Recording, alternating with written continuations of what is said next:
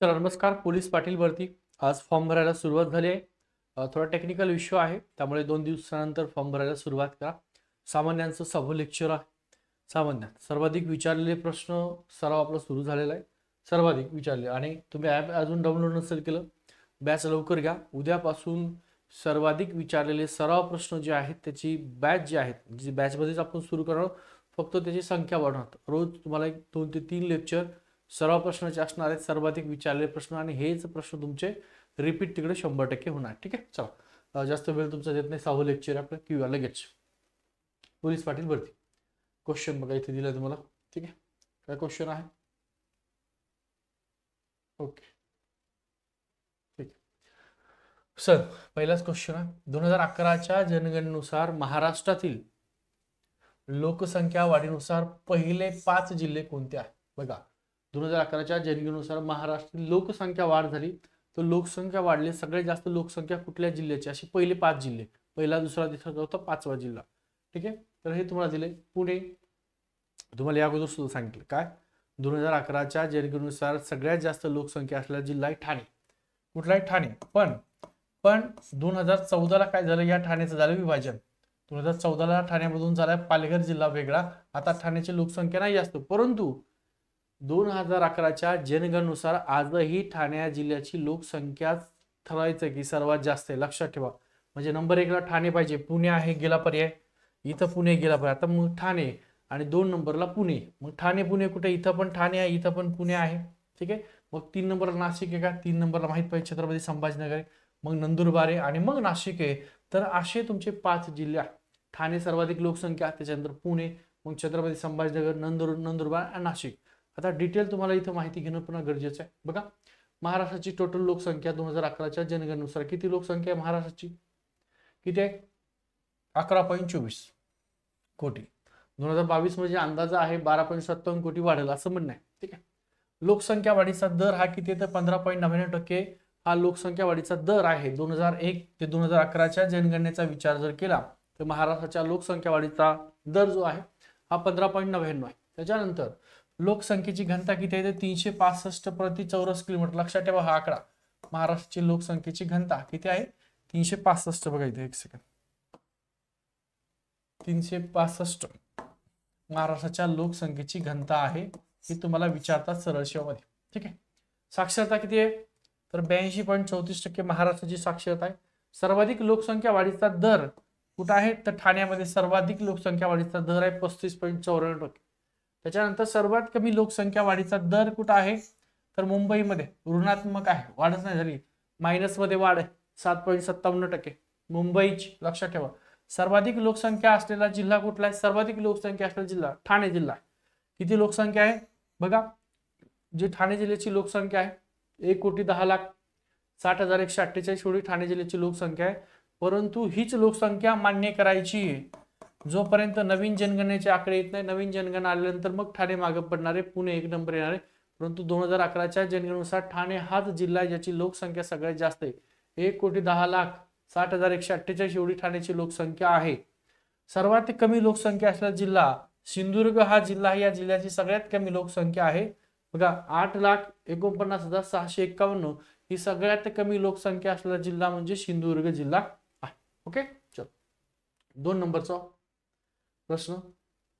2001 ते 2011 च्या जनगणनेचा किंवा जनगणनेनुसार महाराष्ट्र राज्याच्या बाललिंग गुणोत्तरामध्ये काय फरक आहे? म्हणजे 2001 ठीक आहे ते 2011 यामध्ये बाललिंग गुणोत्तर. ठीक आहे. बाललिंग गुणोत्तर म्हणजे किती? बघा बाललिंग गुणोत्तर तुम्हाला सांगतो. बाललिंग गुणोत्तर म्हणजे किती? तर 0 ते 6 वयोगटातील जे आहे त्याला बाललिंग गुणोत्तर म्हणतात. 0 ते 6 वयोगटातील गुणोत्तर हे बाललिंग गुणोत्तर असतं. ठीक आहे. बघा तर मग 2001 ते 2011च्या जनगणनेनुसार महाराष्ट्र राज्याच्या बाललिंग गुणोत्तरामध्ये काय फरक आहे? म्हणजे 2001 ते 2011 मध्ये आता नेमका फरक काय ते माहिती तुम्हाला आता सध्याच माहित पाहिजे आणि 2001 सुद्धा माहित पाहिजे. तर फरक किती आहे? तर 19चा फरक आहे. का बरं? कारण 2001 ला किती होती? 913. बाललिंग गुणोत्तर 913 आहे 2001 ला होतं आणि आता 894 काहीतरी आहे. 894. 2011 ला किती आहे? बाललिंग गुणोत्तर 894 2011 ला आहे आणि 2001ला 913 होतं. म्हणजे फरक कितीचा पडला आहे? कमी झालाय, वाढलाय? कमी झालेला आहे. मग कितीने कमी झालाय? 894 आता आहे आणि पहिले 913 होतं, म्हणजे 19चा फरक पडलेला आहे. याची सुद्धा तुम्हाला डिटेल माहिती दिलेली समोर. तत्पूर्वी आपली बॅच आहे पोलीस पाटील भरती बॅच, तुम्ही अजूनही जॉईन नसेल केली तर जॉईन करून घ्या. काय करायचं आहे? हा आपला नंबर दिसतोय 9552625563 या नंबरला हाय पाठवा व्हॉट्सअपला. ठीक आहे. हा तुम्हाला लिंक पाठवली जाईल, लिंकला क्लिक करून ऍप डाउनलोड करून घ्या आणि बॅच पटकन दिवशी जॉईन करा, कारण आता फॉर्म भरायला सुरुवात झाली आणि रेग्युलर तुमच्या आता जे काही बॅच मध्ये रोज किमान 5 तरी सराव प्रश्न घेतले जाणार आहेत, जेणेकरून तुमचा जास्त सराव होईल आणि तेच प्रश्न रिपीट होतील. ठीक आहे. काही प्रश्न असतील तर हा नंबर दिलेला ऑलरेडी. चला बघूया. 2011च्या जनगणनेनुसार बघा आता बाललिंग गुणोत्तर म्हणजे किती? तर 0 ते 6 म्हणजे बाललिंग गुणोत्तर. 0 ते 6 वयोगटातील वयोगट 0 ते 6 वयोगट हे बाललिंग गुणोत्तर आहे. परंतु ही जी दिली 2011च्या जनगणनेनुसार हे गुणोत्तर आहे, हे बाललिंग गुणोत्तर नाही. स्त्री पुरुष प्रमाण गुणोत्तर आहे 929 आणि बाललिंग गुणोत्तर किती आहे 2011 नुसार? 894. हे 2011 नुसार बाललिंग गुणोत्तर आहे. आणि 2001 ला किती होतं बघा? 2001चं तर 913 2001 ला होतं, त्याच्यापेक्षा कमी आहे आता 2011ला 19 ने कमी आहे. आणि स्त्री पुरुष प्रमाण ज्याला म्हणतो आपण, हे 2011च्या जनगणनेनुसार महाराष्ट्राचं 929 लक्षात ठेवा. त्याच्यानंतर सर्वाधिक बघा, सर्वाधिक लिंग गुणोत्तर असलेला जिल्हा आहे रत्नागिरी. किती आहे? 1122 1122. रत्नागिरीचं लिंग गुणोत्तर किती आहे? 1122 लक्षात ठेवा. 1122 हे रत्नागिरीचं लिंग गुणोत्तर आहे. आणि महाराष्ट्रात सर्वाधिक लिंग गुणोत्तर असलेला जिल्हा कुठला आहे? तो रत्नागिरी जिल्हा. सर्वात कमी लिंग गुणोत्तर असलेला जिल्हा कुठला आहे? तर मुंबई शहरचं लिंग सर्वात कमी 832 आहे. 832 कोणाचं? मुंबईच. बाललिंग गुणोत्तर नाही बरं का, बाललिंग गुणोत्तर हे. ठीक आहे. 894. स्त्री पुरुष प्रमाण किंवा लिंग गुणोत्तर 929 महाराष्ट्राचा. पुढचा प्रश्न. गरमसूर टेकड्या, आंबागड टेकड्या आणि मनसर टेकड्या महाराष्ट्रातील खालीलपैकी कोणत्या जिल्ह्यात आहेत? कुठला जिल्हा आहे? गोंदिया जिल्ह्यात आहेत का? गडचिरोलीमध्ये आहेत का? चंद्रपूरमध्ये आहेत का? नागपूरमध्ये? तर नागपूरमध्ये आहे. ठीक आहे. नागपूरमध्ये काय आहे? गरमसूर टेकड्या नागपूरच्या आहेत, आंबागड टेकड्या नागपूरच्या आहेत, मनसर टेकड्या नागपूरच्या आहेत. तर महाराष्ट्रातील नागपूर जिल्ह्यात आहे. मग महाराष्ट्र इतर जिल्ह्यातल्या सुद्धा तुम्हाला माहिती असणं गरजेचं आहे. बघा जिल्हा दिलेला इथे तुम्हाला माहिती दिलेली आहे, जिल्हा आणि तुमची माहिती दिली. 1 सेकंड. हा ओके डन. बघा जळगाव मध्ये कुठले डोंगर आहेत? घोडसगाव, हस्ती, शिरसोली, चांदोर हे जळगाव मधले. धुळेमध्ये धानोरा, गाळण टेकड्या आहेत. ठीक आहे. गाळण टेकड्या अनेक वेळा विचारले, धुळेमध्ये लक्षात ठेवा. नंदुरबारचा अस्तबा डोंगर आहे, नंदुरबार मध्ये हा पण विचारलेला आहे. नाशिक मध्ये साल्हेर मुल्हेर नाशिक मधले आहे. सातमाळा वणी नाशिकचे. बघा साल्हेर मुल्हेर मांगी तुंगी चांदगड आणि वणी यावर प्रश्न आहे, जे नाशिक जिल्ह्यातल्या टेकड्या आहेत. लक्षात ठेवा. नगर जिल्ह्यातला कळसुबाई सर्वात महाराष्ट्रात जास्त शिखर आहे, ज्याची उंची 1646 मीटर आहे. प्रश्न विचारतात नगर मधले कुठल्या तालुक्यात? तर अकोले तालुक्यामध्ये आहे. आणि हरिश्चंद्र बाळेश्वर डोंगररांग, हरिश्चंद्र डोंगररांग ह्या सुद्धा अहिल्यानगर या जिल्ह्यामधल्या आहे. पुढचं बघा. त्याच्यानंतर मुंबई उपनगर. ठीक आहे. आणि या जिल्ह्यामध्ये जर पाहिजे कन्हेरी. ठीक आहे. डोंगर आणि कन्हेरी नावाची डोंगर आहे, कन्हेरी किंवा कोनेरी किंवा कन्हेरी म्हणतात. खंबाला, शिवडी, अंटॉफिल. अंटॉफिल बघा, अंटॉफिल सुद्धा काही वेळा विचारता कुठं आहे? तर मुंबई उपनगरला आहे. ठाण्यामध्ये तुंगार ते नाही विचारलं. पुण्यामधल्या ज्या काही टेकड्या आहेत तसुबाई, अंबाला, तामिनी घाट. ठीक आहे. सिंगी आणि पुरंदर हे कुठे? पुण्यामध्ये आहे.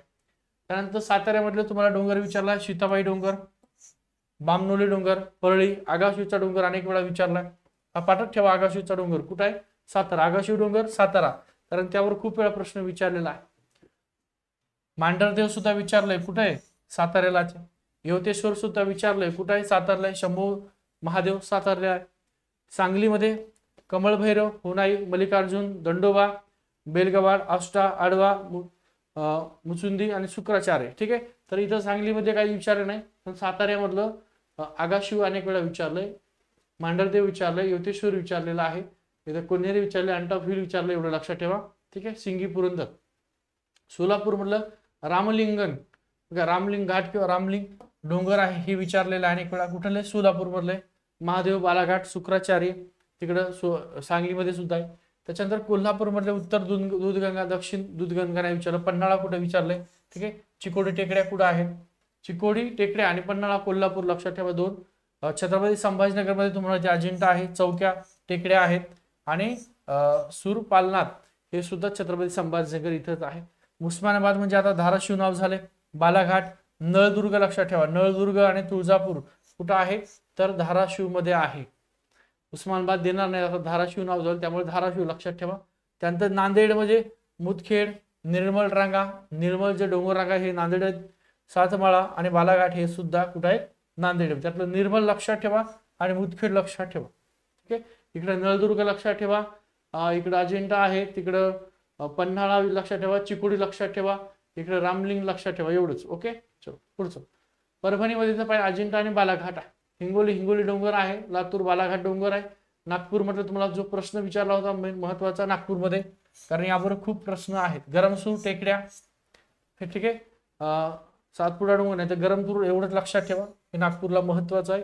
यावर खूप सारे प्रश्न आहेत. त्यानंतर आंबागड सुद्धा भंडाऱ्याचा आहे. ठीक आहे. गोंदियामध्ये नवेगावला स्टार करून घ्या. नवेगाव खूप वेळा विचारलंय कुठल्या जिल्ह्यात, तर नवेगाव गोंदिया. ठीक आहे. चंद्रपूरचं चांदूरगड अनेक वेळा विचारला. चांदूर पासून चांदूर अशी ट्रिक लावा. चांदूरगड चंद्रपूरला आहे, एवढं लक्षामध्ये ठेवा. ठीक आहे. त्याच्यानंतर गडचिरोली. बॅच जॉईन करायची असेल तर वरती नंबर दिलेला आहे, पटकन दिवशी बॅच जॉईन करा. 95 52 62 95 63 जे राहिले असतील त्यांनी व्हॉट्सअपला हाय पाठवा. श्री अकॅडमीचं आपलं ऍप आहे ते डाउनलोड करून घ्या. ओके. गडचिरोलीमध्ये कुठल्या टेकड्या आहेत तर बघा, गडचिरोली सिरकोंडा अनेक वेळा तुम्हाला विचारलेला आहे. सुरजागड, भामरागड हे दोन सुद्धा महत्वाचे आहेत, हे सुद्धा अनेक वेळा विचारलेत. तर हे सुरजागड भामरागड कुठे आहेत तर गडचिरोलीमध्ये टेकड्या आहेत. वर्ध्यामध्ये रावणदेव टेकडी तुम्हाला विचारली आहे, ही विचारली. गरमसूर विचारली, नांदगाव विचारली. ठीक आहे, मालेगाव नाही. तर रावणदेव, गरमसूर आणि नांदगाव कुठं आहेत ह्या टेकड्या तर ह्या वर्धा इथं आहेत. हा खूप वेळा यावर प्रश्न विचारलेला. त्याच्यानंतर अमरावती, धारणी, गाविलगड लक्षात ठेवा. गाविलगड टेकड्या, चिखलदरा हे अमरावतीत आहे, दोन्ही पण स्टार करा, खूप महत्वाचे आहेत.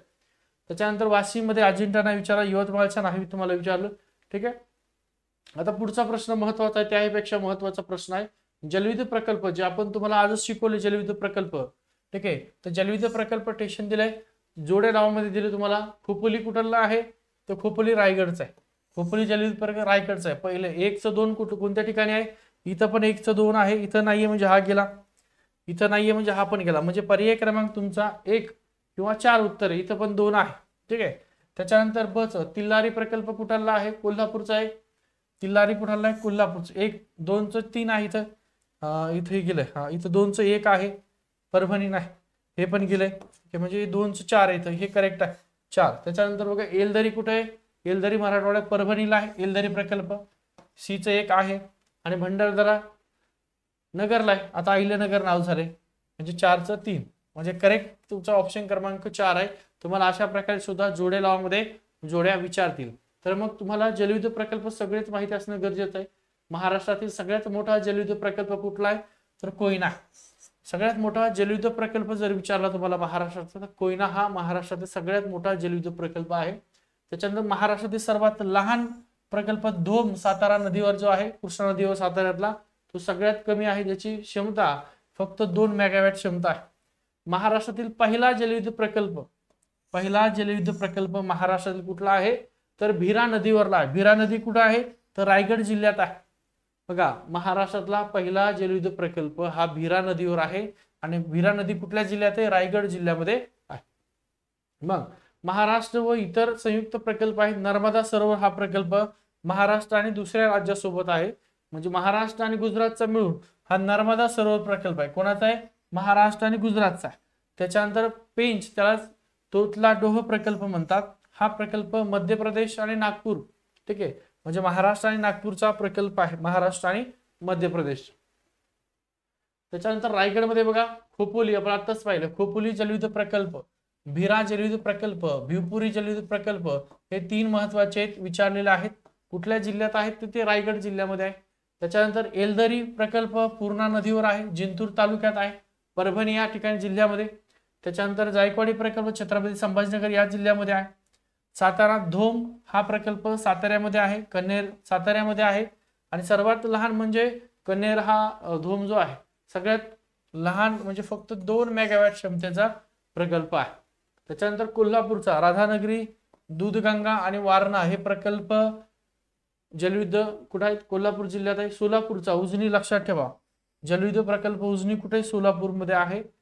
सिंधुदुर्ग इथं तिल्लारी, कोल्हापूर जिल्ह्यात, कोल्हापूर आणि सिंधुदुर्ग दोघांचा संयुक्त आहे, ठीक आहे, दोघांच्या मधात आहे तो तिल्लारी. ठाण्यामध्ये भातसा तुम्हाला अनेक वेळा विचारलाय, भातसा प्रकल्प, भातसा जलविद्युत प्रकल्प कुठल्या जिल्ह्यात आहे? सॉरी, कुठल्या जिल्ह्यात? ठाणे जिल्ह्यात, पालघर मध्ये. वैतरणा आणि सूर्य मग पालघर मध्ये. वैतरणा जलविद्युत प्रकल्प आणि सूर्या जलविद्युत प्रकल्प हे दोन्ही पालघर जिल्ह्यामध्ये आहेत. पुण्यामध्ये भाटघर तुम्हाला अनेक वेळा विचारलंय, भाटघर धरण किंवा भाटघर जलविद्युत प्रकल्प, वीर प्रकल्प, पवना प्रकल्प, पानशेत प्रकल्प, वरदगाव प्रकल्प हे प्रकल्प पुणे जिल्ह्यामध्ये आहे. जिथे गोल केले हे खूप वेळा विचारलेला आहे. त्याच्यानंतर नगरचा बघा, भंडारदरा हा प्रकल्प नगरमध्ये आहे. अहिल्यानगरमध्ये. निळवंडे हा सुद्धा अहिल्यानगरमध्ये आहे. पेंच प्रकल्प नागपूरला आहे. नाशिकमध्ये दारणा, दारणा अनेक वेळा विचारले, करंजवन नाही विचारलं. आणि बीडचा बिंदुसरा माजलगाव जलविद्युत प्रकल्प, त्याला बिंदुसरा म्हणतात, ठीक आहे, बीडमध्ये झालेला आहे. बघा ही बॅच आहे आपली 990 मध्ये तुम्हाला बॅच मिळणार आहे. नंबर दिलेला आहे तुम्हाला 9552629563 या नंबरला हाय पाठवा आणि पोलीस पाटील भरती म्हणून, ठीक आहे.